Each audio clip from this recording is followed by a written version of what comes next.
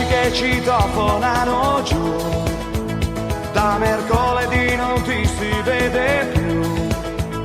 Hanno aperto un posto strano, un disco bar, perché non si va, perché non si va. Senza troppa voglia ordiniamo un drink. Io che penso che cos'è che faccio qui, gli altri che mi guardano e si chiedono che cosa